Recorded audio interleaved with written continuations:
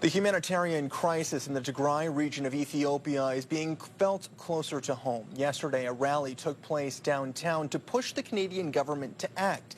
Now, organizers are fundraising to raise money for medical kits and aid for the millions who are living in crisis. CTV's Natalie Van Roy joins us now live with more. Natalie. Colton, it's a horrific situation, and for those Ottawa residents who have family in the region, there's been a blackout for communication because cell phone networks have been disabled and there's no Wi-Fi. It means that people don't even know if their loved ones are alive. They left us a message saying, please help us, we're starving. And imagine how painful it is to hear that and not being able to call them back. It was a voice message that Azeb Gebrehiwot waited for months. Confirmation that at least her nephew is alive in Tigray. Don't know if they're alive or dead, if they're starving to death. I think about my nieces, my nephews. She says her entire family is in the Tigray region, an area of Ethiopia where a war has been underway for more than a year. Blockades preventing food and aid from reaching millions as the world's worst hunger crisis in a decade unfolded.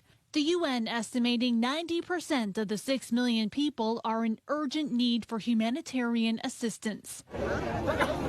A convoy of food aid trucks finally entering the region on Friday, the first since mid-December.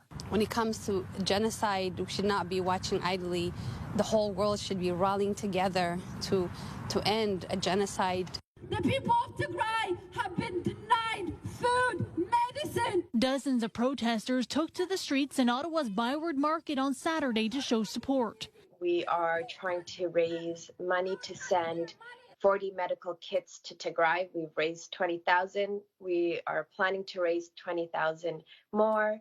Trying to put pressure on the Canadian government to act and save people from dying. It's one of the worst humanitarian crises in the world, but unfortunately, it's a crisis that much of the world doesn't even know about. For Azeb, the worry never ends. Imagine the guilt and the shame that you feel being unable to help your family. She believes her nephew was able to get through to her in the voicemail because of help from the International Red Cross. Now she waits and hopes to hear from him again. Organizers say that they are looking for support from the Canadian government and for help with fundraising for the medical kits. The efforts are being put together by United Tigray Canada.